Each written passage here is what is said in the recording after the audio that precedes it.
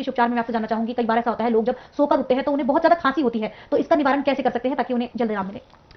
देखिए, सुबह जब सो के उठते हैं तो हमेशा दाईं साइड करवट लेके उठना, बाईं साइड करवट लेके कभी नहीं उठना। आपको खांसी हो ही नहीं सकती। और फिर भी यदि आपको खांसी उठती है तो उसी टाइम यदि आपके पास प्याज है तो पहले रात को प्याज अपने पास रख लें, सुबह थोड़ा सा प्याज काट के मुंह में डालें, जैसे उसका रस अंदर जाएगा आपको खांसी नहीं उठेगी। यदि प्याज से आपको नफरत है तो अदरक को काट के तवे पे गर्म करके किस चीज़ में रख लें, सुबह उठते ही वो पीस अदरक का थोड़ा सा मुंह में डाल लें,